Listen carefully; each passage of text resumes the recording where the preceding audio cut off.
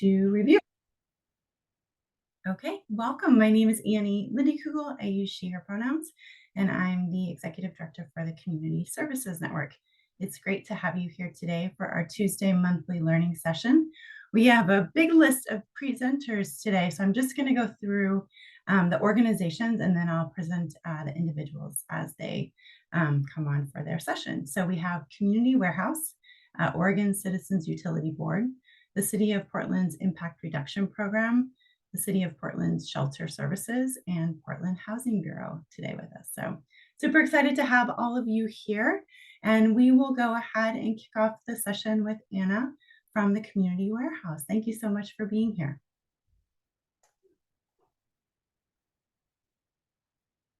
All right, thank you. I do want to make sure that I have a video to play too, so hopefully that all works out, but we'll start with this. So hello everybody, and yeah, thank you Annie and Community Services Network for inviting us. My name's Anna and I'm the Executive Director at Community Warehouse. I use she, her pronouns.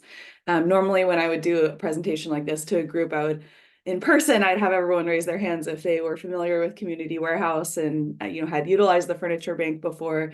I can't see everybody, so I'll just dive in and hope that I cover something that is new to folks as we go through, and there'll be time for questions as well.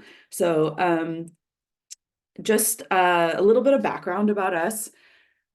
Community Warehouse started in the 1990s through an organization called Jewish Family and Child Services, which was committing to assisting refugees from the former Soviet Union as they settled in Portland. And they quickly realized that people, were not bringing furniture and household items with them, and there weren't any resources through refugee programs to help people get furniture and household items. So they started this collection program through the community, and before long, other programs that were helping refugees caught wind of this furniture program, and they asked if they could bring their clients as well, and there was plenty to go around, and so they said yes. And then pretty soon other programs, Catholic Charities, the VA, other groups also heard about this and said, we have other clients that are participants that are coming out of domestic violence or homelessness in different situations. Could we bring those clients as well? And around the same time, the flow of refugees had slowed, and JFCS wanted to return their focus on the programs that they had offered. And so these volunteers that had originally started this program saw a much bigger need in the community, and they ended up banding together and forming Community Warehouse as a 501c3 in 2001.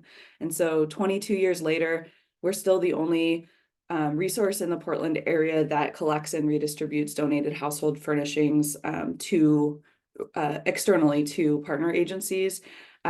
We anything from that you would take with you when you move, like beds, dressers, art rugs, tables and chairs, pots and pans, lamps, and more. And we are one of the biggest furniture banks in the country. Our clients are overcoming adverse situations like homelessness, domestic violence, incarceration, aging out of foster care, had a fire in their home or a flood and need furniture. And ultimately, we're all seeking the comfort and dignity of a furnished home. So that's what we do. I am going to share this quick video, see if it works. If it doesn't, we can move on. Can you hear that? I got my very first apartment and I saw this table. I really liked 50s things, but it was the first purchase that I purchased for my apartment by myself, without the help of parents or anything like that. It was like my first grown-up purchase. It looked really great in every apartment I've ever had. It came everywhere with me. I was reluctant to let it go, but my wife said I had to, so. A lot of times when the couples get together in a household, some items have to go. It was in the garage kind of by its lonesome.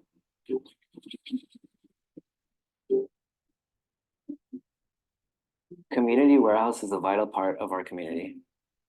We have people showing them where everything is in the warehouse. They get to choose from whatever they need.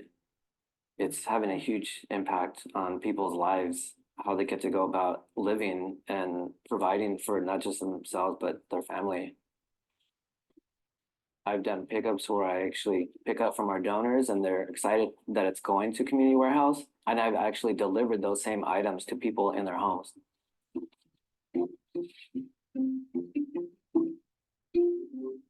When we got all the furniture delivered, it turned this Empty space. empty space from just an apartment into more of a home. I've spent time in the military. I've been homeless off and on since I was 18. Our first apartment, we had 2 backpacks, and that is it. He actually carried me over the threshold. That was our first apartment. I had to.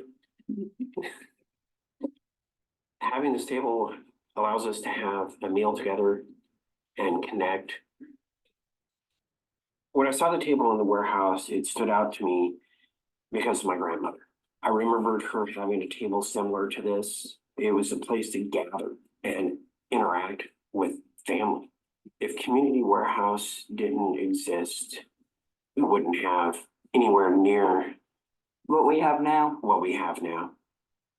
I hope people that love each other gather around it.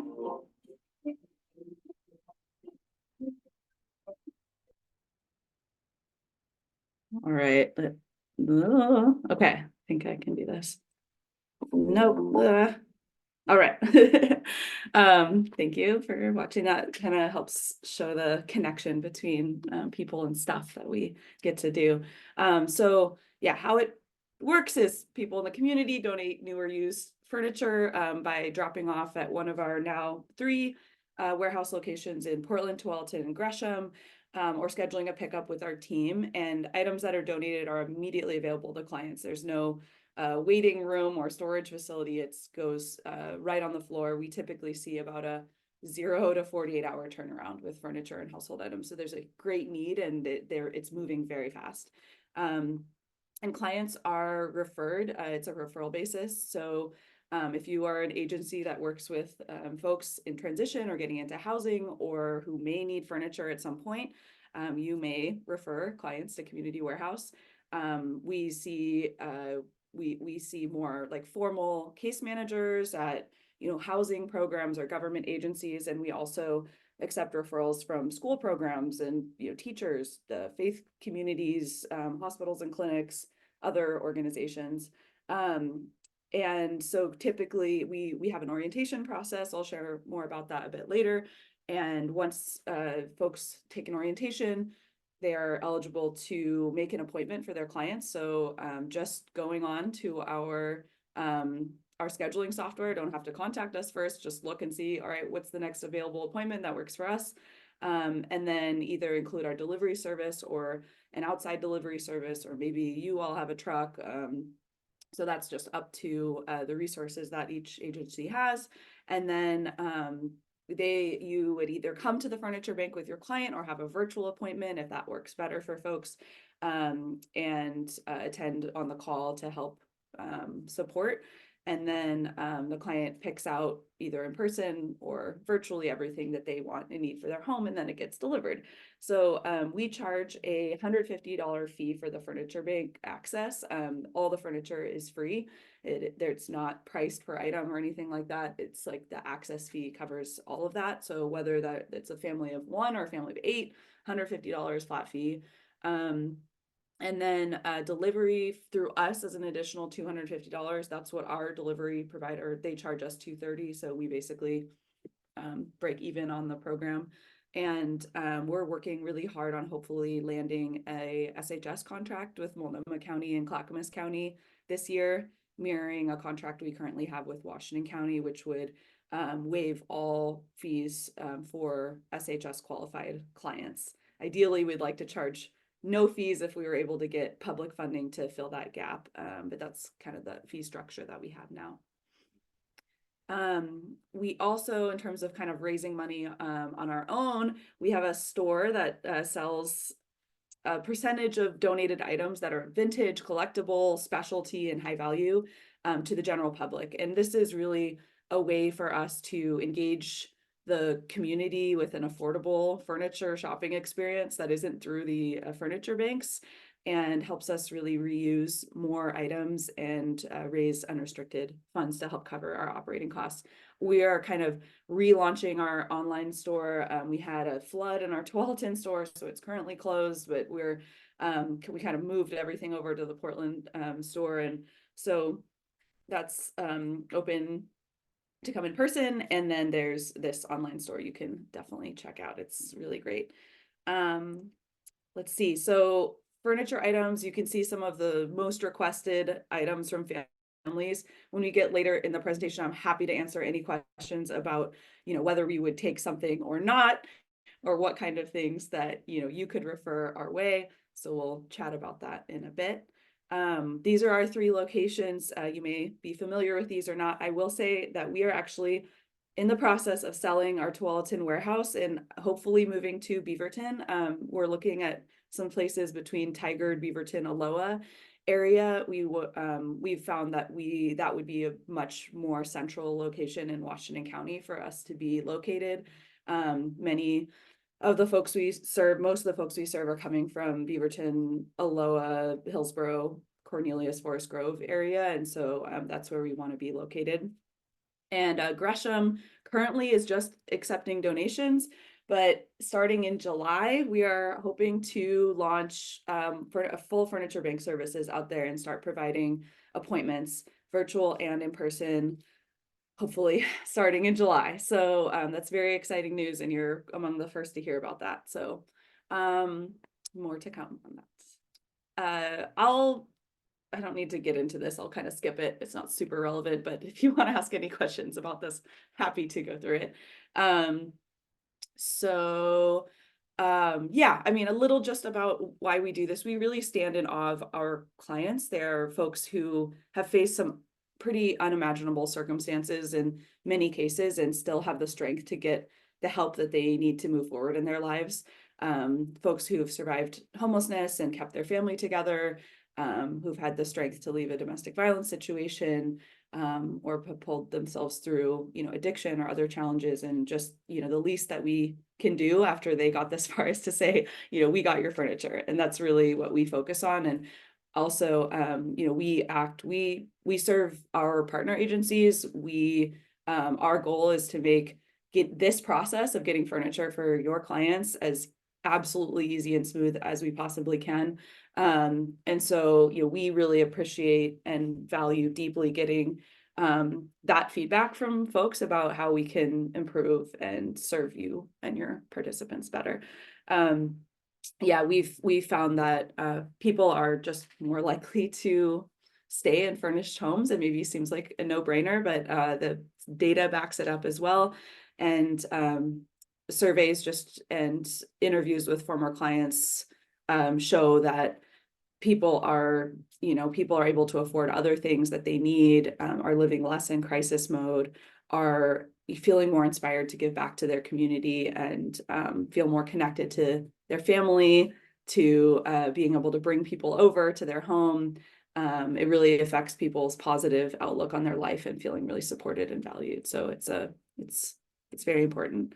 Skip some of this stuff as well. We love what we do. There's lots going on. I think the one thing I'll just say here is that,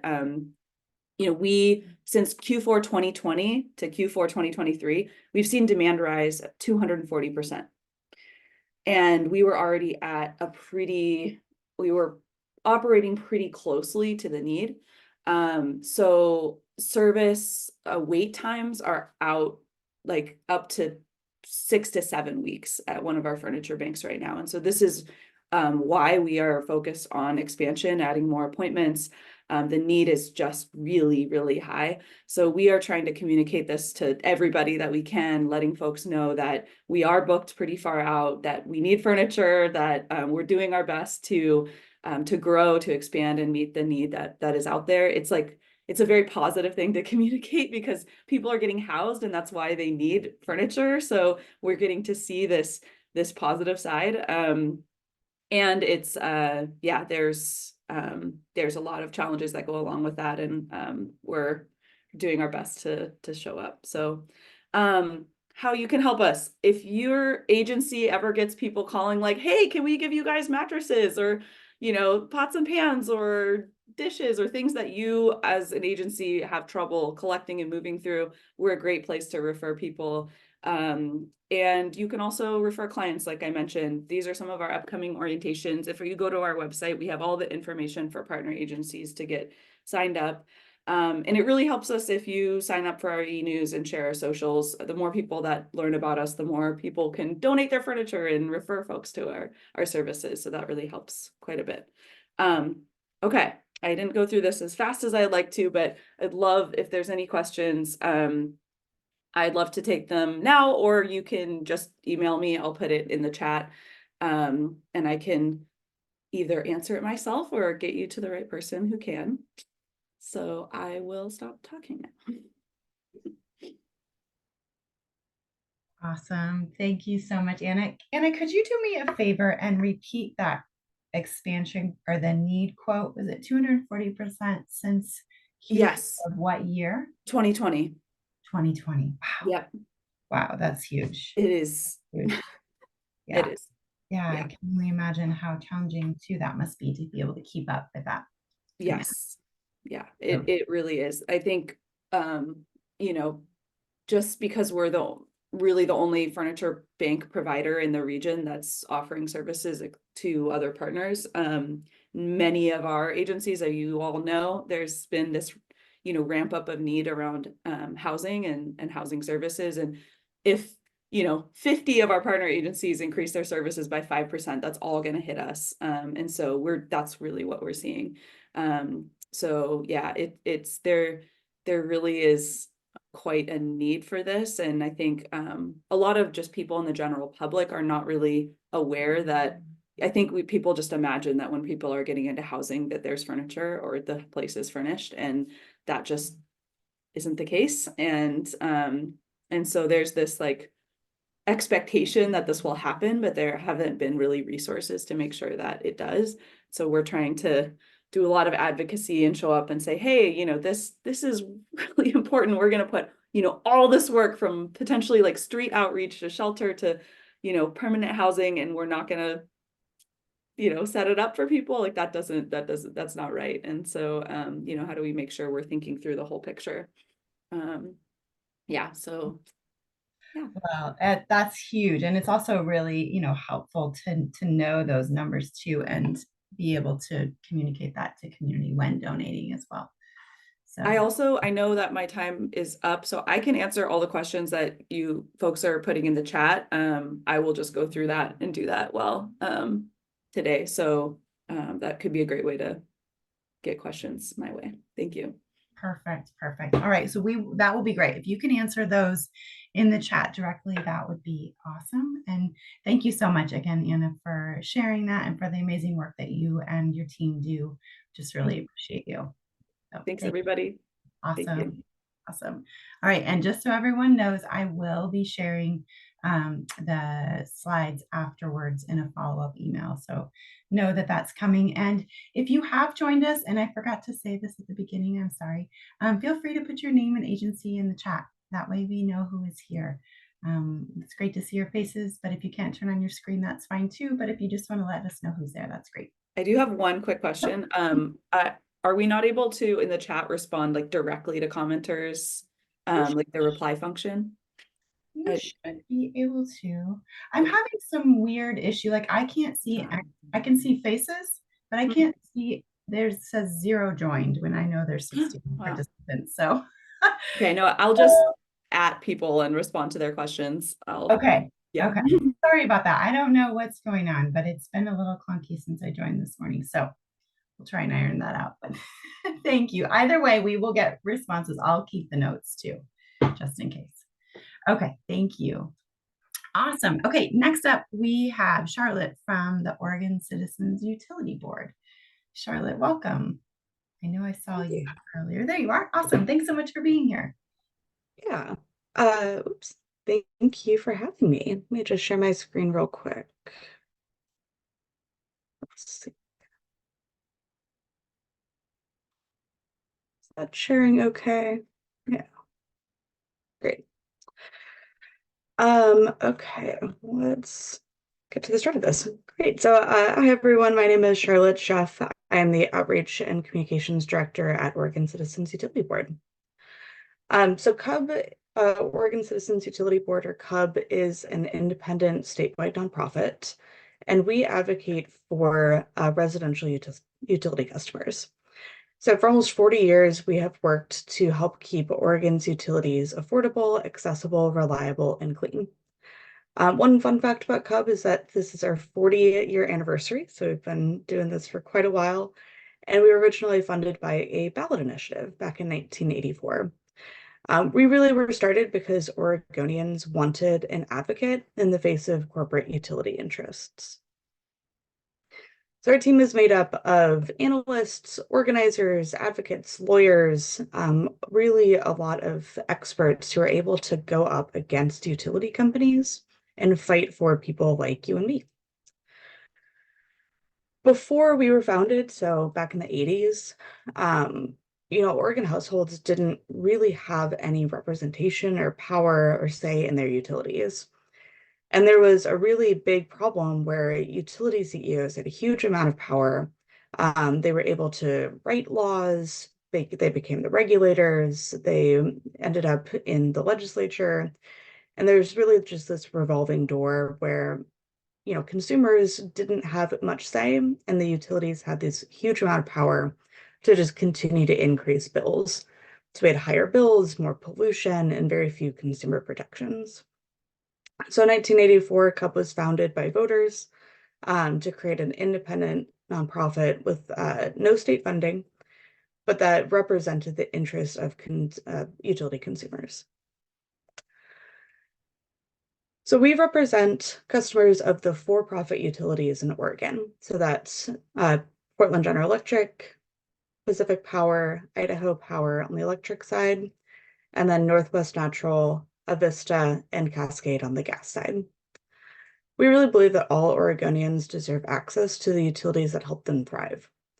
But we also know that Oregon households are at a disadvantage when it comes to advocating for good policies that actually make our utilities affordable.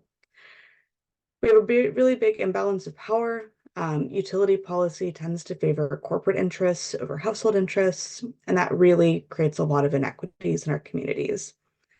And it's also, an issue where it's really complicated. Like, utility policy is something that's really hard to understand. And, utility analysis and policy language are just not accessible to the average person. It's really to the point where a lot of the times people don't even know that there's policies around how our utilities are structured that impacts all of us. So what CUB does is we are here to help demystify all of our utilities and make sure that we have people who can speak that language in the room to help lower the cost, create utilities that actually meet the values of Oregonians and that actually benefit our environment as well. So we are working to make sure that our utilities are affordable. It means more money for people's household budgets, lower reliance on assistance programs, accessible so that people actually have access to the critical utility services they need, including internet. Reliable, we've got services when we need it, and then clean so that our utilities are not negatively impacting the environment and our impact is actually helping future generations. So we really value, making sure that our energy, our gas, our internet, our phone connections are helping benefit communities. So envision a future where all Oregonians live, work, and play in healthy, comfortable, and connected communities, where utility services aren't a barrier, but are actually equitably distributed and really facilitate resilience, and we're visioning a sustainable environment for current and future generations. Now, how do we do that? So the first big chunk of our work is policy analysis. We're really looking at changing the root causes of a lot of the inequities we see in our energy systems. And so we go in and look at the systems that create the need for things like energy assistance, that create these barriers for people being able to get access to phone and internet. And we look at what those policies are doing and how we can create better policies at the beginning. So that's where our team of lawyers, economists, and utility analysts come in. They really come in and have a data-driven approach, but really focus on the people. We want to make sure that we're protecting people's interests, that we're environmentally sustainable, and that we're actually meeting the needs of the communities we're in. From there, we work to engage leaders and community. So we collaborate with a lot of different community organizations. That's everything from environmental groups to social service agencies. And we make sure that these perspectives are always considered and have a seat at the table while utility policies are being created. We also work with our members. We're a membership organization, so we have about 2,000 people across Oregon who support our work. And we want to make sure that people are empowered to be able to take action and know what's going on with their electricity and their gas. We also work closely with policymakers, both at the regulatory agencies that oversee our energy utilities, and also in the legislature. And we work with the utilities themselves to make sure that they're engaged and understand what communities actually need, and viable solutions to make sure that they're providing a service that works for everyone. And our biggest work is advocating for Oregonians. So we work to replace unfair and inequitable policies with ones that prioritize communities. We're always mobilizing our members and our partners for action. And then we're working directly with policymakers to create a better future. So really focusing on that big systemic change. Now, this is all pretty abstract. I can talk about a theoretical utility policy all day. But right now there's a big pool of different policies that are about to impact a lot of Oregonians. So this year, 4 out of the 6 for-profit utilities are asking customers to pay more. And they're not just asking to pay more, they're asking for huge increases. Pacific Power is asking to increase bills by 21.6% this year. More than half of that is cost related to wildfires. After the 2020 Labor Day wildfire, which they were found not just liable for, but grossly negligent in causing, they're asking to increase bills to help protect them from liability in the future. Northwest Natural is asking for an 18% increase. A lot of that is asking for more profits, asking customers to fund how they're growing the gas system, which, in the face of climate change can be a really risky thing for their customers. Portland General Electric isn't asking for a ton this year, but about 2 weeks after the January snowstorm, where we saw so many people lose power and have, record-breaking bills. I mean, my bill myself was about twice as high as it normally is. So it increased by hundreds of dollars, and I live in a 1-bedroom apartment. It's not a reasonable increase. So just on the heels of that, they came back and asked for yet another increase. Idaho Power is asking for 27%. In one of the most economically challenged parts of our state, that $30 a month increase that Idaho Power customers could be seeing could really, really harm a lot of our communities out in Eastern Oregon. So we've got a lot of, really scary proposals that could impact all of the people that we work with. We know that when power bills increase, that's something that can cause a lot of challenges for people's budgets. When we already can't afford our utilities for a lot of folks, we then have to choose between heating and food, heating and medicine, whether you turn on your AC or whether you get to eat for that week.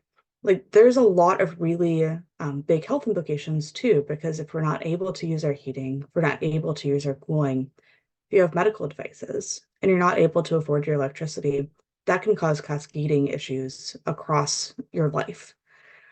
We also have seen that 1 in 6 people who experience homelessness oftentimes have related issues because of their utilities. because they weren't able to pay their utilities, maybe they prioritized that over rent and ended up getting evicted. If you get disconnected, that can also be a reason that you get evicted.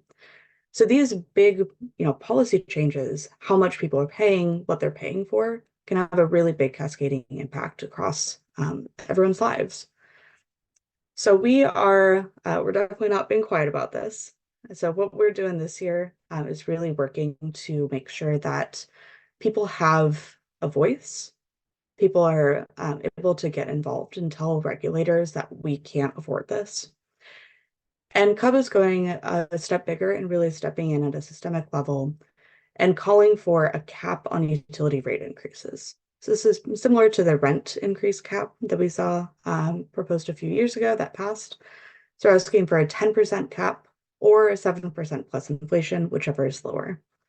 That would apply to we're asking for this to apply to all for-profit utilities across the state for every single time they ask for an increase. We're seeing utilities ask for more and more and more often. And we want to put a stop to this. We shouldn't have, a major storm cause huge, wreak huge havoc on people's bills and then have a utility come in just a few weeks later. So we're asking folks to come join us and really make sure that we have the people power behind this. We're specifically asking for the folks who work most closely with people who would be affected by these increases to come in and take action. So you can find more information at our website for oregoncub.org/takeaction. And I can also send a lot more information on sample talking points, some different like sample emails. We've got a bunch of social media work so that you can share with not only your, within your team, but also with the people that you serve, how to get involved. So how to write in to regulators on each of the utilities and talk about how this would impact you. And then there's also quite a few opportunities for testifying at public hearings. Northwest Natural's public hearing is today at 6 p.m. That's virtual via Zoom. Pacific Power is coming up on April 30th, and Portland General Electric is coming up on May 16th. So yeah, we're really excited to be here today and talk with all of you wonderful folks. And I really believe that together we can make sure that we have these big system changes and stop these big increases this year. Charlotte, thank you so much. This is such important work. And I think as Anna posted in the chat, there's just the bill increase this year has been massive. And I know many, not all have felt that, especially those whose monthly incomes are a little bit more limited. And it's very scary. So to have to choose between heat and food or those types of things, it's scary. So thank you again for the work that you do. Super appreciate you sharing the information. And I will add your slide deck as well to the follow-up so folks can figure out how to get involved if they are interested. So thank you again. Any questions for Charlotte before we wrap up?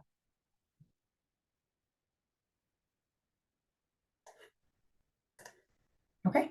All right. Well, feel free to message Charlotte. Charlotte, would you mind putting your email in the chat? Excuse me as well. Thank you. All right. Thank you so much. Okay. Next up, we have Laura from the City of Portland's Impact Reduction Program and Laudy from the City of Portland Shelter Service Program. Thank you so much to both of you for being here. And I will let you both take it away. Thank you. Great. Thank you. Hopefully you can all hear us and see our presentation on the screen. My name is Laura Root. I'm the Communications and Data Coordinator for the City of Portland's Homelessness and Urban Camping Impact Reduction Program, which, just so you know, I probably will just refer to as the Impact Reduction Program, or IRP, moving forward. I'm here with Lottie Porter. Lottie, do you want to introduce yourself? Hi, yeah. Hi, everyone. Thanks for inviting us for being to speak with you all. My name is Lottie Porter. I use she, they pronouns, and I'm the Community Engagement Coordinator for the City Shelter Services Program as well. Yeah, we're excited to be here. Thank you all for being here. To give you a bit of an agenda on our next slide. So I'm going to talk about our impact reduction program and give you an overview of what we do. I'll tell you a little bit about our new form of government that we're transitioning to and how that affects our programs moving into a new Portland Solutions group. I'm also going to share a little bit about the changing ways the city of Portland is expanding its approach to our homelessness crisis and how that includes expansion to include a city street outreach team. And then I'm going to turn it over to Lottie to give you more information about our city shelter services. So the impact reduction program, you might be familiar with the most visible part of our work, which is being the program within the city of Portland that responds to all community reports about camps within the city limits. We respond to those reports by sending out teams to assess camps, and in some cases we remove camps. How we approach our work, we have a couple of pillars: empathy and innovation. Empathy is really key because we are working in and around such vulnerable people who are going through a lot, and the work that we are engaging in can be stressful for them. So we invest a lot in training for our crews. We invest in companies who are second chance employers, who are hiring folks who have lived experience themselves. And innovation is another pillar of our work. It's how we keep up with the volume of the work, number one, but also it's a way we are able to really be transparent with the public as well. What we are not is a solution to homelessness. So we're not getting at root causes with our work. We make that very clear. We are dealing with issues of public space maintenance, public access. We're picking up garbage on public property. We are addressing those challenges that arise whenever we have people living in public spaces that really weren't designed to have people living on them. So we're not getting at root problems. We're really addressing the realities and the impacts for as long as our homelessness crisis continues. This is a look at, again, that most visible part of our work, the process of receiving community reports of camps and then assessing and in some cases removing those camps. We tend to get a lot of questions about this part of our work. So I'm going to give you a pretty good overview of how this works, but I'm going to talk real fast so I can get through it quickly. So people submit reports to us online or via 311. We receive in a given week anywhere from about 500 to 2,000 reports. Last year, we received about 123,000 reports in a year. Those reports, the first part of our process is really pretty automated. So reports are pinpointed on a map via our GIS technology. They are deduplicated by that technology. So we're identifying unique sites and that is automatically dispatching assessment teams to go make the initial visit, do some initial trash pickup if they can, and then they are filling out a risk assessment report at that time. That report has 10 health and safety risk criteria that we're asking those assessment teams to give a 0 through 5 score to. And I'll go over the assessment process on the next slide as well. But that score comes back to our department. Sites that score 50 or above are those sites we're going to prioritize for removal. And in that case, the process from there is giving residents at the camp a posted notice in the form of green signs that go up around the camp. Those initial signs have a pretty broad window. It tells people we're going to come back not before 72 hours within that first notice, but we have up to 10 days after that sign has been posted to come back and remove the camp. Pretty much we're coming in 1 week to post notice and then we come back the next week to do the removal. We also come back the day before once we have our schedule more finalized. We give folks a heads up, we're coming back tomorrow. And then on the day of a removal, our crews arrive and give people an hour before they start removing property to pack up and take anything they want to keep with them at that time. And then after that hour is over, that's when kind of the full removal process begins. Our crews sort through and decide what needs to go to our property storage warehouse. Personal property is stored for 30 days at our warehouse and residents are given a phone number so they can call and make arrangements to pick that up. And then we sort through the rest is trash that goes to the dump. Last month in March, we picked up over 1 million pounds of trash, and that was a new record for our program. So there's a lot of work there. Camps that score below a 50 in that risk assessment process, we ask community members to keep submitting reports weekly as long as it remains an active site with people living there.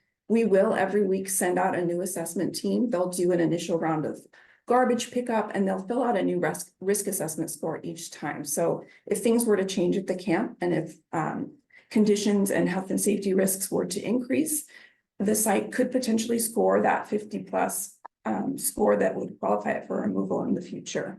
Excuse me. Okay. This is a look at our risk assessment. These are the 10 criteria our crews are giving a 0 through 5 score to.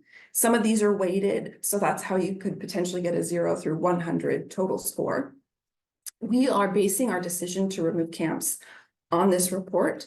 We are not basing our decision on the volume of reports we're receiving or details we're getting from the community. We're sending out our assessment teams who are folks who have lived experience themselves with homelessness, and they have a lot of training about what to look for and how to really take an objective look about the realities of what really exists on the ground at camps, so that we have a better kind of unbiased view about what's going on. And then the last slide that I wanted to share, that this is kind of again about that camp assessment removal process. We have a public data dashboard. Links to our sites are included in this presentation, so you'll be able to refer back to that and find this. But this is an interactive look at where we're working around town, where we're getting reports, where we've done assessments and removals. It also gives you some data around just the scope of our work, how many reports we're getting, you know, how many assessments and removals we're doing. So this is a big effort for us to kind of be transparent with the public, but also empower people to get their own information if they're submitting reports and want to follow up on those reports, for instance. And then moving on, I wanted to share a few things. These are some of the initiatives from our program that we're not as well known for. But we're really proud of this work too. So we coordinate with a navigation team. These are outreach workers from 3 different nonprofit organizations, Central City Concern, Transition Projects, and Mental Health and Addiction Associates of Oregon. They work on a contract with the city and joint office, and they visit camps that we ask them to prioritize. And we prioritize those camps based on the information we're getting from community members about where we know folks are living. And we're basing those decisions around our assessment reports too. So we know where there's really high impact camps with lots of people and lots of need. And we're kind of dispatching this team, coordinating with them to make sure that we're getting outreach folks out to those most camps, those highest impact camps rather. There's also actually a rapid response employee too as part of this team, their crisis intervention specialist. A couple of other things, day storage. So we operate a day storage location. This is a place where people can drop their belongings off and pick up same day free of charge. It allows folks to go about their day without having to worry about their stuff not being secure and not having to take it with them everywhere they go. So we now have a brick and mortar storage location at Northwest 5th and Gleason. We opened that in December of last year, which meant we closed down our previous retrofitted shipping container that used to be our day storage underneath the steel bridge. That is operated by Central City Concern Clean Start staff, excuse me, and we rent that space from Central City Concern as well. We also have a hygiene program. We started this really in earnest during COVID when public restrooms became really hard to come by, which was, you know, finding a restroom became even more challenging for people living outside at that time. So during COVID, we deployed about 120 portable hygiene stations. Another way that we kind of use the data we have about where folks are to sort of strategically locate those hygiene stations in kind of high trafficked areas. Right now, we probably have closer to 15 to 20 of these out around town, and we're kind of refocusing some efforts on fortifying existing public restrooms, so parks, bathrooms, and Portland loos. We have some ideas and some things in the work that will hopefully create some new job opportunities and also help make those bathrooms be better maintained and more reliably accessible for folks. Job opportunities, sorry, it looks like my formatting on my slide got a little strange there, but Job opportunities is a big focus of our program. So the contractors we hire to do our removal work are both companies who are second chance employers. They're hiring folks with lived experience and other barriers to employment. We work with Central City Concern Clean Start staff. That is a homeless to work program. Those folks do manage our day storage, as I mentioned, but they're doing all of our assessments as well. So it's Clean Start staff doing our risk assessments. Glitter is a program we launched in cooperation with a nonprofit called Ground Score Association. Ground Score is they represent and advocate for waste pickers and canners. They were doing that work long before they started working with the city, but we launched Glitter with them as a way to bring their crews out to routes along town that the city has identified as being really high need for trash cleanup. And so they go out and pick up trash. They hire people with lived experience. Some have either recently experienced homelessness or are currently homeless. And it's a way to clean up city streets for the broader community, but it's also designed to be really like a tent side waste service. So people experiencing homelessness have someone that will come and pick up some trash for them every once in a while. And then last thing I'll just share before I move on is that and this is a little bit of a sneak peek, but we're going to be opening a laundry facility. So details are a little bit TBA still, but it's going to be basically a service so people can get their clothes laundered. We have the facility and we have the washers and dryers installed. So we don't know exactly how it's going to work yet, but we know it's going to be laundry related. So we have washers and dryers. So we know that much. Yeah, and so now transitioning to tell you a little bit about a new form of government. Voters voted for charter reforms in 2022, and those are going to fully take effect in 2025. It's going to change the way city government is structured and the way it works a little bit. So we're actually moving to a form of government that's more common in the United States. Right now, we have city bureaus and city functions and utilities kind of placed underneath specific city councilors. And we're going to change that and have city councilors and the mayor really more focused on policy. And there's going to be a city administrator who's not an elected official. They're going to be an appointed, more like kind of an operations manager position who will oversee the city functions, services, and programs. And for us, we're going to be under the Portland Solutions umbrella. And by us, I mean Lottie and my program, the Impact Reduction Program. We will be there along with the Portland Environmental Management Office. Our city shelter services will be part of that. It's going to be, Portland Solutions is going to be kind of an umbrella of homelessness services and livability programs within the city. It's also it's going to kind of bring together some services that are part of kind of an expanded vision for the city of Portland, a broader kind of streets to stability framework that the city is engaging in response to homelessness. So we are adding things like city shelter, we are adding a city outreach team to broaden the resources brought to bear basically in getting people out from homelessness and into housing. The goal is to eventually do less of this kind of management of homelessness like our impact reduction program does, and do more of getting people out of the streets and into shelter and housing. And city street outreach, well, this is a new team and this is part of that expanded approach. This launched last year, fall of 2023. We now have city staff members who are outreach professionals. It's been a great way to kind of have it broadens what the navigation team for us was already doing, but also just brings things under one roof and allows for greater coordination and collaboration. Having expanded outreach efforts has allowed us to do some new things as well. One thing we are offering now is people can call 311 or go online and request to be visited by an outreach staff member.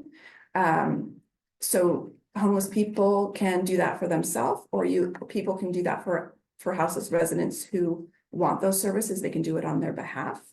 Right now, I think outreach it's about a 3 to 5 day response time, but they're working really hard to follow up with everyone who requests outreach.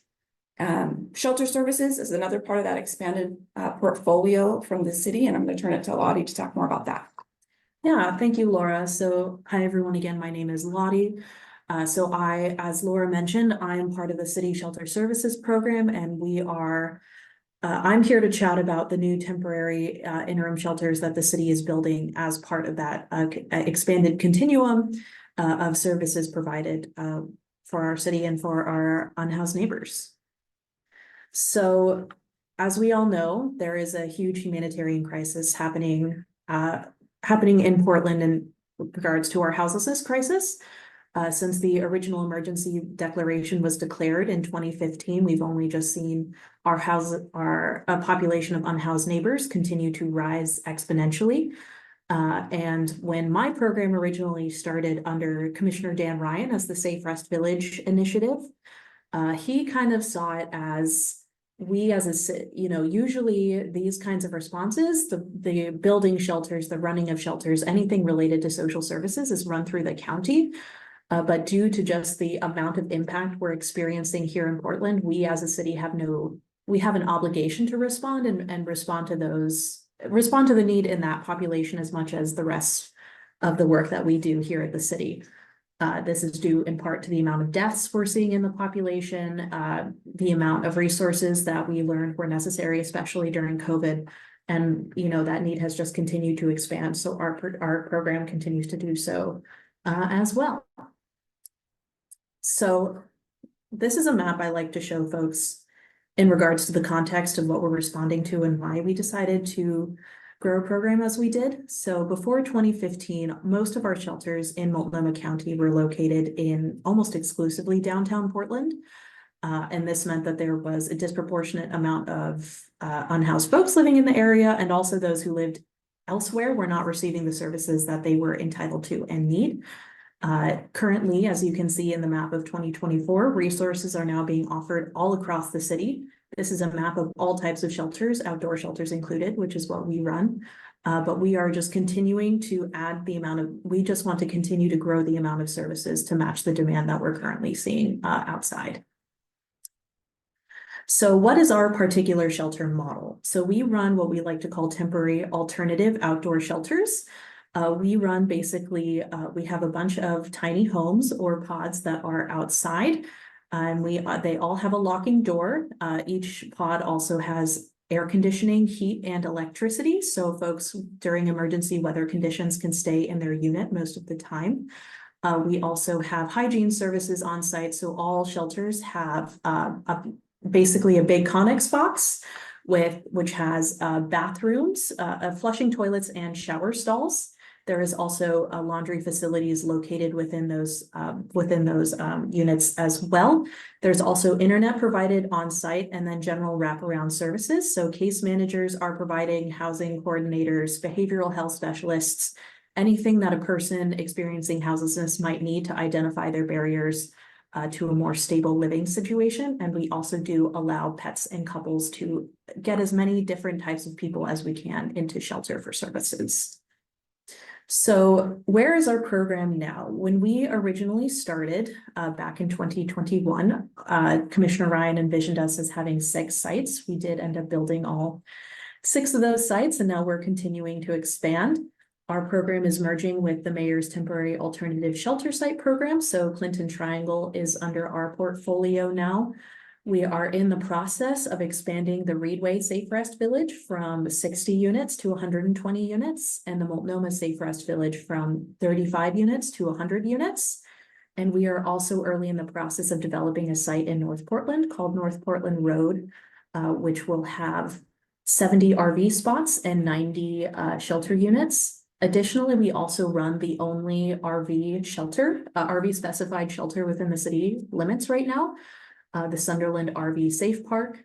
It's a slightly different model than those similar programs you'll see in Beaverton and Vancouver, because those who come into our program don't necessarily need an operational RV.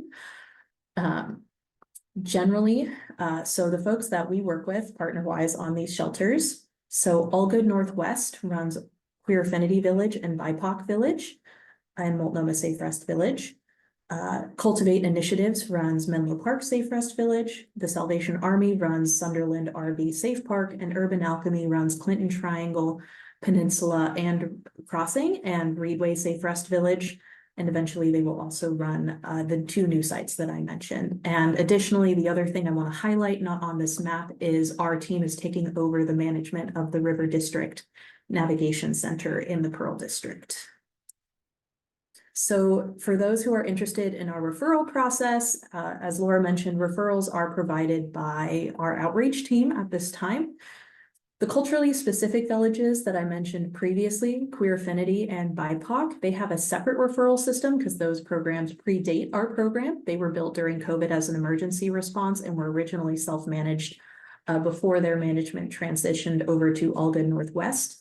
So if any of you have clients that are interested in receiving services at either Queer Affinity or BIPOC, we have the phone numbers for those shelters on our website, and they can call the shelters directly and get on the wait list. And when a shelter unit opens up, the site manager will call for an intake and an interview to see if they'd be a good fit at that time. Additionally, I also want to highlight again that you all can call 311 or your clients can call 311 to meet with an outreach worker. It does not guarantee referral into our shelter because at this time we are full almost immediately. If a bed opens up, it's filled within at most a day.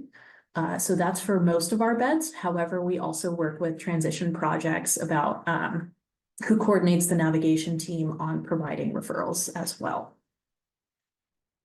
So what's next for our program? We are definitely, while we do consider our shelters temporary, the demand is still so high that we have no plans of decommissioning most of our shelters at this time, except for Peninsula, which is due to become affordable housing. But other than that, we are continuing to expand, as I mentioned, and these are all the sites, as I mentioned previously, that we are expanding, and there will be more in the future, I'm sure. And the end goal, as always, is we just want there to be enough supportive housing to meet the demand of our housing crisis right now. And we see our shelters as an interim solution while that housing gets built. So we want to make sure that there's enough shelter available for everyone to have a place to sleep that's safe and not outside while we continue to build housing to meet the demand that we are all experiencing. So if you are ever curious about the success or kind of the outputs of our shelters, we do have a dashboard available online. Our project was initially funded with American Rescue Plan dollars from the Biden administration, and this was a requirement for that, and it's something we want to maintain as that funding runs out at the end of this year. This link is also on our website, which is linked at the end of this presentation. And if any of you are curious to look at the success we've had over the past few years of our program, it is updated quarterly, and we are just starting to get the data in for the next quarter. So you can expect new data up in the next couple of months. Additionally, I do want to highlight again, these are all of our partners that run our shelters every day. And we work with the Joint Office of Homeless Services at Multnomah County to make sure everything runs appropriately. And thank you very much. That's the end. Yeah. Okay. That's the end of my presentation. Okay. Yeah. Awesome. Would you mind going back to that quote or that statistic at the very end? Sorry, I just wanted to see that. Oh, yes. Or you of can just read it course. off, one of the two. I didn't. Yes. So those are some slides I had on at the end to use if I felt they were needed, but that was our point in time count from 2023.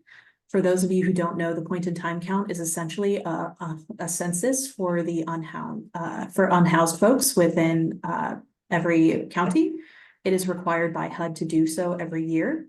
And I want to emphasize that it is almost always an undercount. And by our last point in time count, we had over 6,000 people living unsheltered outside. And that's why we are doing our best to expand as quickly as possible. Yes. So. Well, thank you so much. Thank you, both of you, so much for all of this information, for the transparency, and just for helping to keep us kind of up to speed on things that are definitely changing quickly with the city government. Well, maybe not quickly in everyone's eyes, but I know quickly internally, there's a lot of movement that goes on internally that we don't see. And so I know you all are a part of that. And so thank you so much for your work and for sharing this information. That's super important. I know we do have a couple questions, so we'll take, let's see how much time we have. We have a couple more minutes. Okay. So Anna wanted to ask, thanks for the info. 2 questions. Does your team work with agencies that do street outreach to let them know there is a 72-hour notice at a specific area? Do y'all partner with Trash for Peace? I think those are kind of questions that were answered. I asked them Okay. before the rest of the Yes, I wanted to make sure. Thank Okay. you. No problem. No problem. Okay. And then where can we refer clients to apply to work for Glitter? Asked Kendra from Easter Seals. Sure. So we have, we do have a job opportunities page on our website. But you could also go to the Ground Score Association website, and they have more information about how to sign up to work for them. I know, they have a lot of demand, but I think that they have 1 day a week where people can kind of show up in the morning and sign up to get on a list to try and get a shift, trash pickup shift. But I would probably go to their website directly for more information about that. Perfect. Thank you. And then Jody asks, and love the supportive programs. Curious, when you post the notice at camping sites, does it include a list of resources like shelters, day storage, hygiene, jobs, etc.? It does not include a list of resources. It does include information about 211. So it gives people the 211 phone number and 211 website to go for those services. Thank you. And then Ira asked, does someone have to identify as one of the affinities groups to gain admittance to the BIPOC or queer affinity locations? Hi, so I answered that in the chat as well, Okay. and I can say what I wrote. It's not necessarily, those shelters are open to give services to anyone who's interested and gives them a call. They're affinity shelters, so they like to focus on those who fit within those groups, but they don't necessarily, it's not going to disallow them from receiving services at those shelters if they're interested. Awesome, thank you. And let's see. So the Peninsula site, is that the development is set to start around 2025? Is that for the Peninsula site? Yes, that's correct. And we are just starting the engagement process on decommissioning that shelter. Okay, great. And then it says Bruce Bartlett likes to know what kind of coordination do you do with other counties like Washington? Yeah. So we're aware of what those folks are doing. For example, Washington County just opened a similar style shelter in Aloha in a church parking lot, and they called it a Safe Rest Village, which we're really supportive of. We don't currently take referrals from other counties just due to the amount of demand that we're experiencing here in town. As I said previously, once a shelter bed opens up, it's filled usually within the day, if not the hour. However, if demand ever did kind of die down within Portland itself, I think we would be open to communicating with other counties about shelter services, because we're all on this team together. So, and Kendra, yes, we work with. We usually don't coordinate the partners directly that folks work with. Shelter operators tend to find groups that are appropriate to the services they provide on site. For example, at Multnomah Safe Rest Village, they have a vet that comes on site to provide veterinary services to those who have pets. We are working right now with, we're hoping a sneak peek to work. We're working with Central City Concern to have a van that goes around to all of our shelters weekly to provide some, general medical services for those who need them, and more in-depth case management that maybe the folks on site are less qualified to give, because Central City Concern is such a wealth of resources on their own. So we are building those community resources. And now that our shelters are getting more institutionalized, we want to continue to grow the partnerships and resources provided on site, especially for those who stay at our larger shelters. Awesome. I love that. Awesome. Thank you.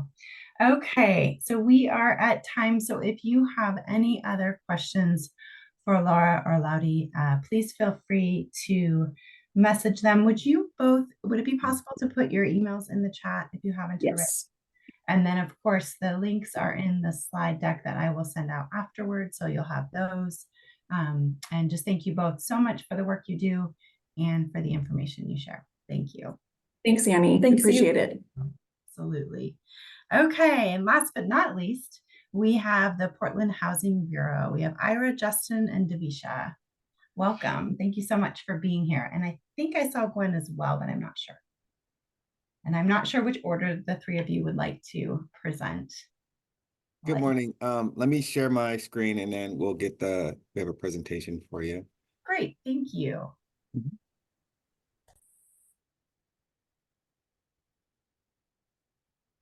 So just want to be clear, can everyone see the PowerPoint?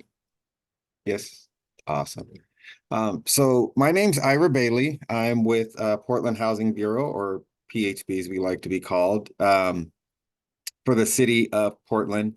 And our role is really to address the housing needs of the community. And we do that with services for affordable rental housing, homeownership development, and other types of assistance and policies.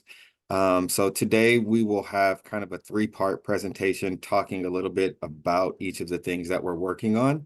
We're going to start off with Justin, if you're here. I'm all ready. Awesome. Awesome. Thank you, Ira. My name is Justin Barrio. I use he, him, his pronouns, and I'm the Rental Services Policy and Program Coordinator in the Housing Bureau, managing the Eviction Legal Defense Program. Next slide, please. Awesome. The goal of the Eviction Legal Defense Program is to increase access to legal representation for tenants facing termination of their housing subsidy or eviction from their housing, while also increasing the outcomes of the tenant. Currently, the Eviction Legal Defense Program consists of 4 legal services providers. That's Oregon Law Center, Portland Community College, Clear Clinic, Metropolitan Public Defenders, and our newest addition, the Commons Law Center, as well as a fiscal sponsor, United Way. Tenants who access services through the Eviction Legal Defense Program can receive legal representation, financial assistance, brief legal counsel/advice, help navigating eviction court, and referrals to other service providers like Bannistar. While eligible tenants may receive access to financial assistance through the Eviction Legal Defense Program, the primary service offered by the program is legal counsel. Therefore, the Eviction Legal Defense Program is not considered a rent assistance program, but rather a legal services program. Next slide, please. Program eligibility. Tenants must meet the following criteria to qualify for the Eviction Legal Defense Program. Must rent a unit within Multnomah County as the first one. We are serving all of Multnomah County in this program until the end of this fiscal year, so June 30th.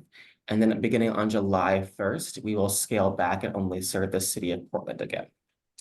And so until that time, until June 30th, people living within Multnomah County are eligible.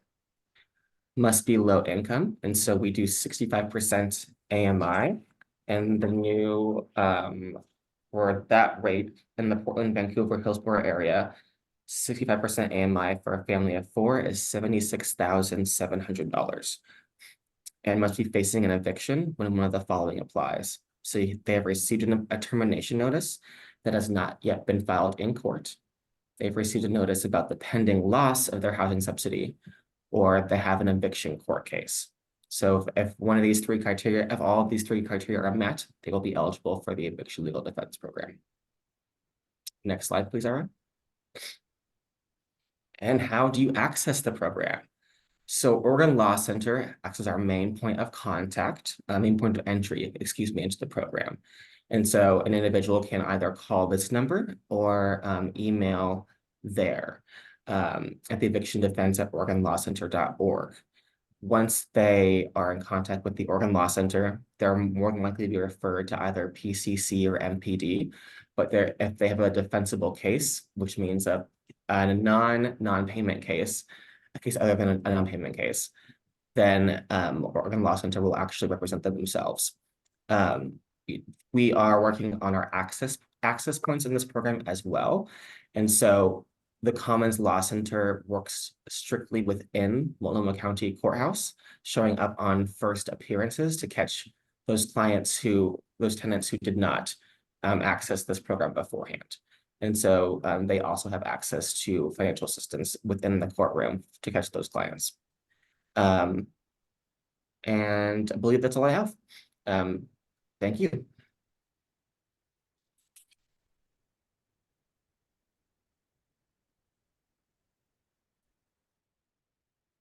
All right. Davisha.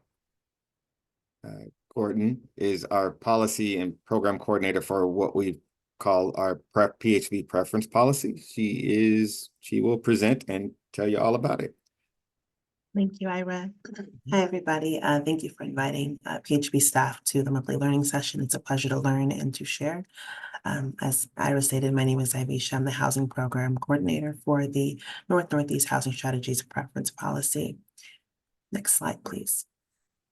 A little bit about the preference policy. So the preference policy was born out of the Northeast Housing Strategy, and it was adopted by the Portland Housing Bureau in 2015. Its goal was to address the historic displacement of Black residents from the Albina neighborhood in North and Northeast Portland by providing opportunities for them to return to the area and access affordable rental housing as well as home ownership opportunities. It was implemented in 2016 as a policy, and it is a tool that prioritizes individuals with generational ties to the area. So those are individuals who are displaced, who are at risk of displacement, or who are the descendants of families that were displaced through the urban renewal activity within the Northeast Portland area.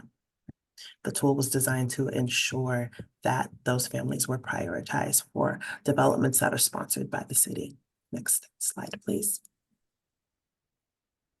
A little bit about our rental housing program, rental housing wait list. It is open year round and on a continual basis. That means that families can apply at any time. We do process the list on a bi-weekly basis. So new families are added to the list every week as well as purged on a monthly basis. People on the list will receive priority to rent those affordable housing developments in North and Northeast Portland. And currently applicants have access to our pilot program, which is our security deposit pilot program to help assist with security deposit and moving costs, which includes and is not limited to moving truck, the cost of moving supplies, the cost of childcare as a person is moving, and so forth. Next slide, please. The home ownership round is actually open periodically, and we're currently accepting applications until the end of this week, until April 19th. Families and individuals that are on that link, that are on this list will have access to free home buying counseling services that are offered through our partner, Portland Housing Center, as well as access to down payment assistance loans and grants. They will also have the opportunity to purchase, to be prioritized, that is, for purchasing new construction in the area that is developed with city resources. Next slide, please. I'm just going to break down a bit of the mechanics of the waitlist. Thank you, Ira. And as housing providers and as service providers are assisting folks with it. I know we commonly get asked questions by a mix of community members as well as service providers, and I felt it important to go through this. So I'll go through this and please feel free to ask questions at the end. So when people are applying, it is essentially the same portal that hosts two applications. For all of the applications, we're collecting very similar information, if not the exact same. So we ask folks to provide a valid mailing address, a valid phone number, and an email address. This is essentially just so we can contact individuals and also so our partners, our rental housing partners, as well as the Portland Housing Center, to which is the partner that Ira works with. So that they can be contacted for homeownership counseling and for leasing respectively. We also ask for the applicant to provide a current or former address that's eligible for what we call preference points. The way the points are earned is, of course, based on the addresses that are being provided. So the current or former address of the applicant, as well as the current or former address of their ancestor. The way those points work, because this is a geographic preference and not a racial preference, is we have a map that is overlaid with all of the urban renewal actions that took place within the city. And depending on how much urban renewal activity occurred in that area, a person can earn up to a maximum value of 3 points on their application for the address they provide for themselves and or an ancestor. Because a person can provide 2 addresses, again, one being for themselves and one being for an ancestor, and they can share an address with an ancestor if they resided with that person at any time in their life. A person can earn a maximum point value of 6 points per 2 addresses that they provide. Next slide, please. So breaking down just a little bit of the background information, this is what our application looks like. This is the first section where we ask for background information and contact info. Next slide, please. Because we know there are individuals that may not have phone numbers or email addresses, we do have the option for them to select that is not available. However, we do prompt them to contact us because contacting folks by email and phone is the main route chosen by us and housing providers. We want to ensure that we have the most up-to-date mailing address for folks. We encourage people, if they're providing the address of an advocate or a family member, that they notify us of that. And we make that note so that way when we transfer them to housing providers, we have one more contact before we hand them off. And we make sure we're providing the most up-to-date information to housing providers. Next slide, please. So this is a breakdown of mechanics of preference points. We don't have people guessing their preference points. We, of course, have a tool that is built into the application. So the way it works is someone will enter their address. They can also pinpoint a spot. Pinpoint's my favorite word, but I believe it's drop a pin is the proper term. They can drop a pin on the location about where they resided. We do this because we recognize that a number of folks may have homes that no longer exist. So we want to essentially make sure that they get the earned points for that property address, even if the property is no longer in existence. We see a bit of a breakdown there. So they're colored zones. It is all green, it's just different shades of green, and that corresponds to how many points a person can earn for a property that falls within those areas. Next slide, please.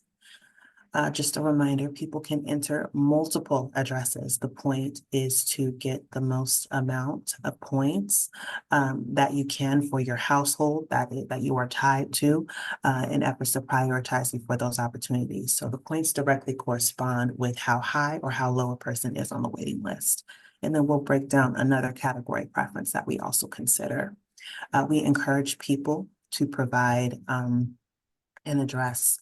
I typically encourage people to provide addresses from childhood, for instance, because it is fairly easy to obtain and easy in an unsensical sense to obtain your school records.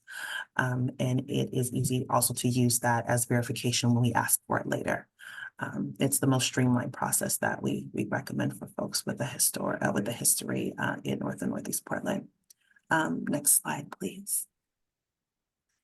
So breakdown on the second category of prioritization is called priority status eligibility. And this is if a person has had a property taken from them. So if the person is descended from a person, or if they themselves have experienced what is called eminent domain, where a government comes in and says, hey, we want this property, we're going to build a highway, we're going to expand a hospital, we're going to build Veterans Memorial Coliseum, or expand it. We're going to need to take a piece of your land, and here's some compensation or not. And really you have no fight against that. We recognize that a lot of these areas were targeted.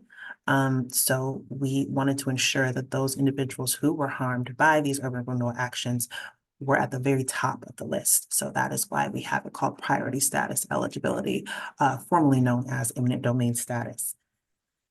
This is where a person, because this happened some time ago, I've mentioned the actions that are considered the building of Veterans Memorial Coliseum, the expansion of Emmanuel Hospital, some construction of the highway and how it impacts different parts of North and Northeast Portland, especially Albina area, construction of the Yellow Line. Those are all examples of city actions that would get a person this status. Next slide, please. Certification. This is the final step. We say it's a fairly easy. I put quotations around that because it's 10 questions, but the hardest part usually is thinking of the addresses in this part of the process. But this is the final part of our easy of the easiest portion of our application process. If you are a service provider that's providing assistance to an applicant or to a community member, I should say, that is completing this or you're completing on their behalf, I would encourage you to review with them. We do the same practice. We turn it to them, make sure everything is accurate, especially for typing on their behalf, because we know people have different limitations as it corresponds with the computer. So we ensure that they review before they certify. They have one final opportunity to do that. Next slide, please. Just to mention, there is an optional demographic survey at the end of the application. It is fully optional, and the only reason we collect that information is to ensure that we're serving all Portlanders. And making sure we are not missing our the whole of our beautiful community. So all applicants will receive a confirmation by email or post-mail within 2 to 4 weeks of the deadline. We are unable to make any changes anytime before then. We do receive quite a bit of calls and emails asking, folks might remember an address. We encourage folks to hold on to that information, and we do provide an opportunity for them to either update it or through the next step of the process, provide verification documentation, and we will just do that on their behalf and update our records and their position on the list. We do ask that we are given those 2 to 4 weeks time. We're typically working with we currently have a bit over 600, but we're usually working anywhere between 600 to 1,000 to 1,500 applicants at a time. So we do ask for patience there, but we will be communicating and have been communicating after the application period to let people know what the next steps are. Okay, next slide, please. We encourage people to connect with us. We want to see people, we want to talk to people, and we want them to call us. I put fax in there. Fax is definitely not the best way to communicate with us, but it is one of the most accessible tools for people to send us information, especially paper applications. They can email us. They can also call us. We have a hotline that is available Monday and Wednesday from 9 to 11 and 1 to 3. You can also come in. I didn't mention it in the slide because it's on Tuesdays only at this time, but we do take appointments.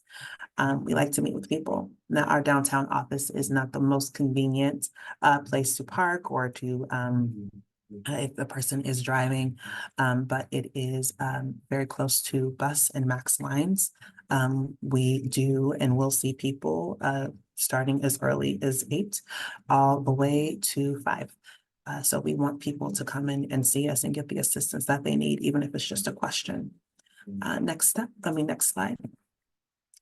We also would love for you to join us at our information session. So we're having a drop-in session because, and this was a pivot, being transparent here, we're having a virtual information session, drop-in session style, for people to come and get the support they need. We recognize that a lot of people have questions, maybe not necessarily about the application, and maybe about the application, maybe they do need technical support, but we want to make ourselves available to those who are eager to move through the process. We have as I mentioned, the home ownership round that is open. People are very curious on what the next steps are, and some are even overly preparing, which I appreciate, by setting appointments with Portland Housing Center right now, or trying to pay for services. And we want you to contact us first, because first of all, that's paid for through the good work of IRA and NHB team.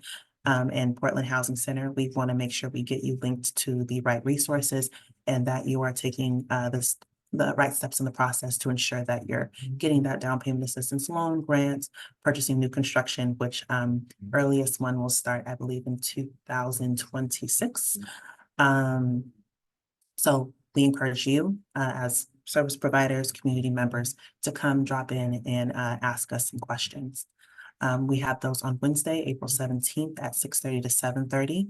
It is a virtual session, just to elaborate on that, because we do typically do in person. And also another virtual session on April 18th from 1 to 3 p.m. And you can register through those links, and I'll be sure to share them in the chat. Thank you.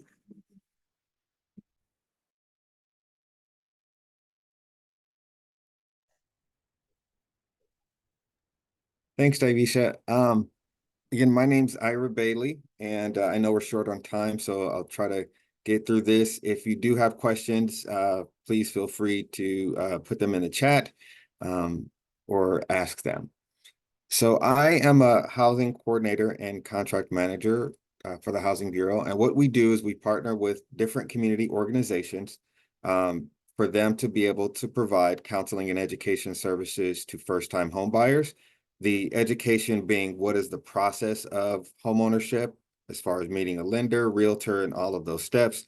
The counseling program side is how the individual families determine what their steps are and what their story is going to be to attain the homeownership opportunity. The counseling services also gives home buyers or potential home buyers insights into different homeownership assistance programs that they may qualify for. We do offer different assistance programs to attain homeownership.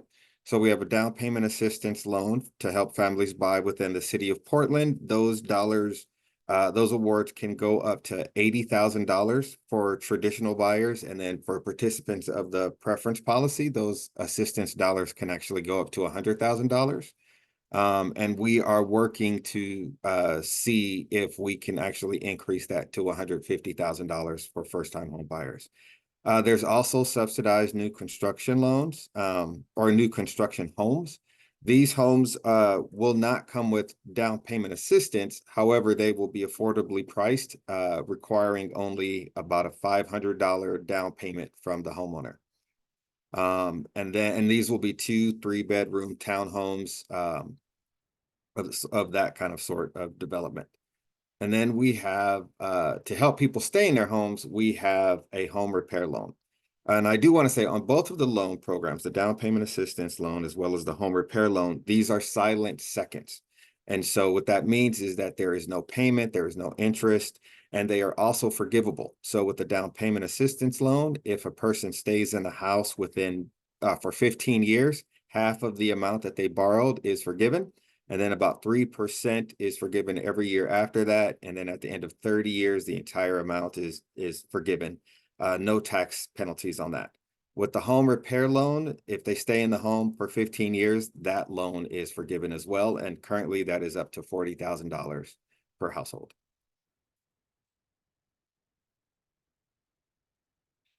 We also have some home retention programs and partners.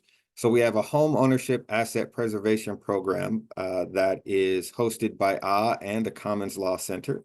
And what that does is that helps low-income families, or it provides low-income families free legal services to do things like living trust, regular trust, help with probate, anything to help the family retain the home asset for the following generation. We also have foreclosure prevention counseling programs that we support. This is through and Hacienda CDC. So this helps people who are currently homeowners but at risk of foreclosure. They also provide assistance with like helping them with the servicer and the lender with loan modifications or restructuring if that's needed. Since 2022, we have a foreclosure prevention financial assistance program if a family is at risk of foreclosure due to COVID. And that tying to COVID is fairly broad. If because of COVID, income went down, housing expenses went up, that's basically the general rule, then it qualifies for financial assistance. And that is up to $20,000 per household to cover things like past due rent, utilities, and fortunately, we can also include internet with that, property taxes, those kind of things. And that is hosted by Proud Ground, PCRI, and African American Alliance for Homeownership. The one caveat with Proud Ground is that you have to be a Proud Ground or Habitat for Humanity homeowner. So we let them fit just that group by themselves.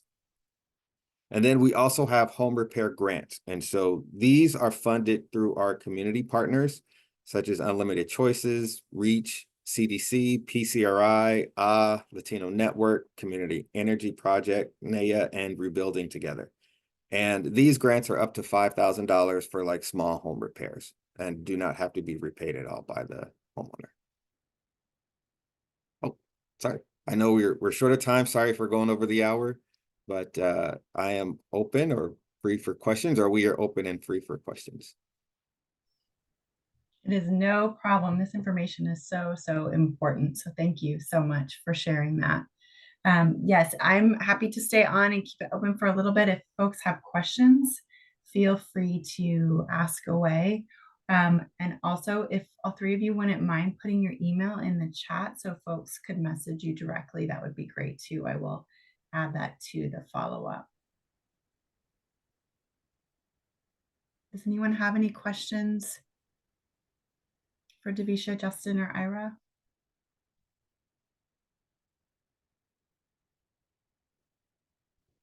Let me think. See if there's one. I thought there was. No. Okay. Okay. You know, as I was sitting here watching this presentation and reflecting on all the presenters, I'm just blown away by all of the work that is happening right now.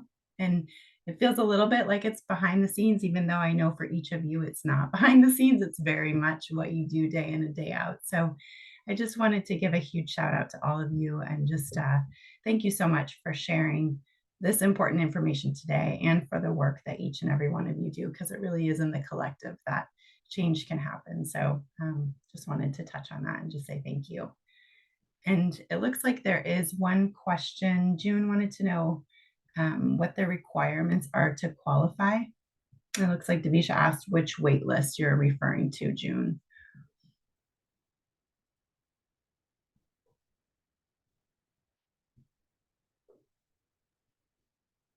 Yeah, are you asking, June, for like the down payment assistance or the homeownership preference policy or rental preference policy? It looks like they down answered their down payment. Oh. Ira, that's you. Sure. So, for the home repair. So, you have to have been in your home for at least a year. The AMI for the home repair, I think it's like 80%. It may be up to 100% because of how our dollars work, but for the most part, it's 80% AMI, which can vary based on your household size. We just published new numbers. Unfortunately, I only got the notification that we have new numbers. Oh, you can't see me. Sorry, I was pulling a John Cena there for a second. But yeah, so it's 80% AMI, have to live in the home. So, and the 40,000 is based on the amount of equity. So if you live in your house and you only have $15,000 worth of equity, then the home repair loan can only be 15,000. If you have 100,000, then you get the full amount of $40,000 for repairs. We also have construction coordinators who will work with the homeowner to help identify what needs are priority or should be prioritized for those things and what the dollars can be spent on. For the down payment assistance, the income requirements vary depending on the type of funding. So we are funded by CDBG dollars, which are federal dollars. Those are 80% AMI and can be used citywide. We have tax increment financing dollars. So the city has two main urban renewal areas. One is the ICURA, or Interstate Corridor Urban Renewal Area, runs along I-5. The other is the Lentz Town Center Urban Renewal Area. Those dollars are 80% AMI if you buy a 2-bedroom or smaller. If you're buying a 3-bedroom or larger, then it is 100% AMI as far as the income limits. The interstate TIF dollars are tied directly to preference policy. So the only way to access those is to apply for the preference policy and then go through the process, become mortgage ready, and then try to buy that way. Lentz is not the case. You just have to work with one of our partners. And again, those awards are up to $80,000. However, there's a small set aside of that 80. It's about $8,000. That is a grant for home improvement. So your down payment would be $72,000, and then you get a grant for $8,000.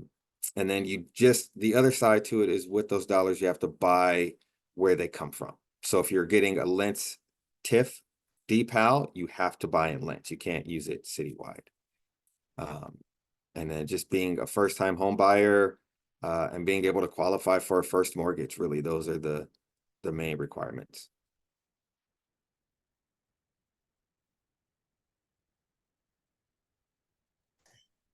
All right, June, did that answer your questions? Okay, great, awesome. And then Bev said, is the sell within the term, it would have to be paid back. Okay, great. Great, okay. Just making sure I covered everyone. Yes, June, it's only for the jurisdictional city of Portland. So there are Portland addresses that are actually in Gresham or Beaverton or Tigard. It has to actually be Portland. Got it. Okay, any other questions?